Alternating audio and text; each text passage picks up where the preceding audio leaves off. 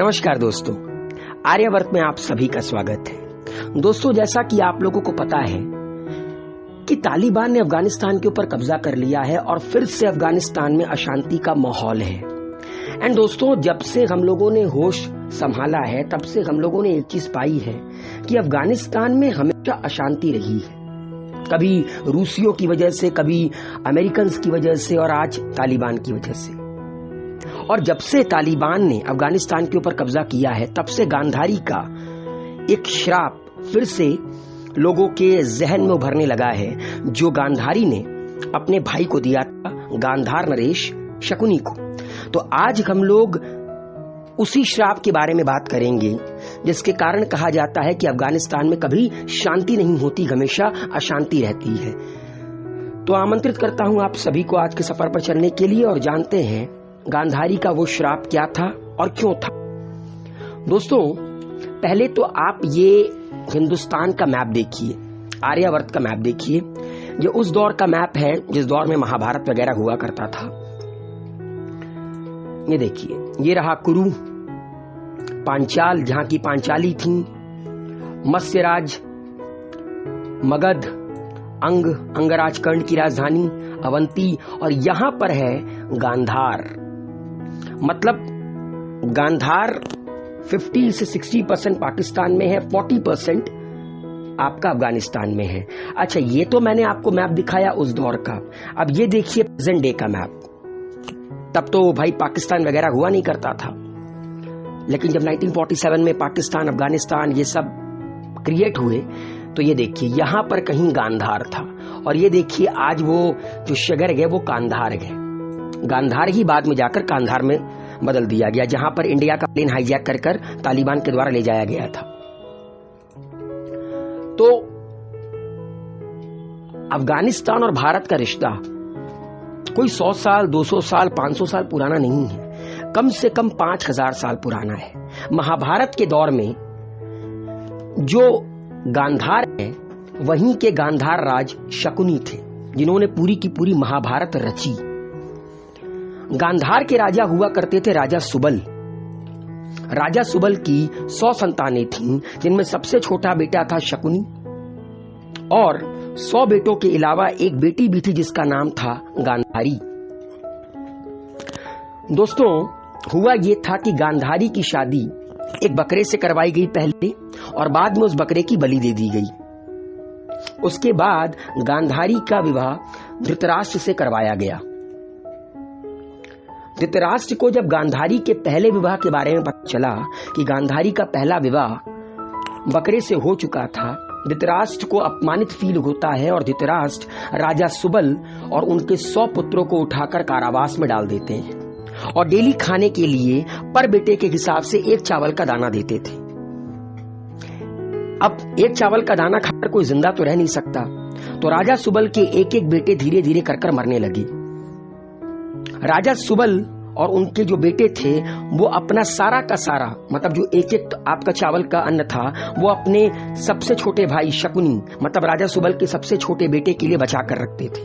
राजा सुबल ने अपने अंतिम समय में शकुनी से सिर्फ एक बात कही थी कि जिस तरह कौरवों ने अपने ताकत के घमंड में पूरा का पूरा गांधार बर्बाद कर दिया, हमारे समूचे वंश का नाश कर दिया, तुम वादा करो कि तुम कौरवों के समूचे वंश का नाश कर दोगे। और तब शकुनी ने यह वादा किया था कि मैं कौरवों के समूचे वंश का नाश कर दूंगा।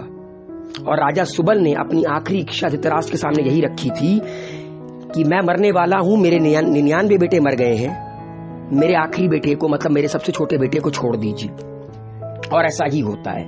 और शकुनी सबसे सेंट्रल कैरेक्टर कहा जाता है महाभारत के होने के पीछे का। शकुनी ने बचपन से दुर्योधन के मन में पांडवों के खिलाफ बैर भरा। शकुनी जानते थे कि सिर्फ पांडव ही हैं जो कौरवों के समूचे वंश का नाश कर सकते हैं। शकुनी भीष्म ताकत का घमंड तोड़ना चाहते थे। शकुनी अपने पिता की मौत का, अपने राज्य के खत्म होने का बदला लेना चाहते थे। शकुनी ने यही किया। दुर्योधन को टारगेट किया क्योंकि शकुनी को यह बात पता थी कि पिता अंधा और जो माता है उसने आजीवन पट्टी बांध कर रखी है, तो बच्चों का भरण पोषण करने के लिए बचपन से ही बच्चों के भरण पोषण में ही उनकी संस्कार लिप्त होते हैं। शकुनी ने उस संस्कार को पूरी तरह हिलाकर रख दिया दुर्योधन के। और फिर आप लोगों को पता है कि बैक टू बैक कई सारी घटना हुई। वो द्यूत सभा आप लोगों को याद होगी जहां पर पांचाली का चीरहरण किया गया और भीम ने शपथ उठाई कि कुरु सम्राट धृतराष्ट्र के सारे पुत्रों की मृत्यु मेरे हाथों से होगी। और उस द्यूत सभा में यह लिख दिया गया था कि इस युद्ध के अंत तक समूचे वंश का नाश हो जाएगा कौरवों के। गांधारी ये चीज जानती थी कि इस युद्ध के होने के पीछे कारण उनका भाई शकुनी है। उनके 100 पुत्र अगर भविष्य में जाकर मरते हैं तो उनका कारण शकुनी है। इसीलिए गांधारी ने शकुनी को एक श्राप दिया था कि मेरे 100 पुत्रों को मरवाने वाले, मेरे 100 पुत्रों के मरने का पूरा प्लॉट रचने वाले गांधार राज, मैं तुम्हें श्राप देती हूं कि तुम्हारे राज्य में कभी शांति नहीं रहेगी। और दोस्तों, इसी श्राप को अफगानिस्तान से रिलेट कर देखा जाता है। अगर आप देखेंगे तो अफगानिस्तान में कभी शांति नहीं रही। वो जो गांधार था बाद में जाकर वो कंधार बना, यहां पर इंडिया का हाईजैक करके ले जाया गया था। तो अफगानिस्तान में जो अशांति है, कभी रूसियों के कारण, कभी अमेरिकन के कारण, कभी तालिबानियों के कारण, कहीं ना कहीं इसके पीछे गांधारी का वो श्राप जोड़कर देखा जाता है। अच्छा, धीरे धीरे जब महाभारत का काल खत्म हुआ, कलयुग आया, तो धीरे धीरे इस इलाके में बौद्ध धर्म फैलने लगा। आप लोगों को याद होगा पूरे विश्व की सबसे पहली यूनिवर्सिटी तक्षशिला यूनिवर्सिटी वो यहीं पर थी, गांधार के ऊपर। उसको जलवा दिया गया। बौद्ध उसके बाद भागकर चले गए आपका चीन में अपनी जान बचाने के लिए, और इस तरह बौद्ध धर्म चीन में फैला। उसके बाद एक दौर ऐसा आया जब अशोका ने हिंदुस्तान के 16 महाजनपदों को रूल किया। उसमें गांधार भी था और भी मौर्य साम्राज्य के कई सारे राजाओं ने किया। अशोका के पिता बिंदुसारा ने भी रूल किया था।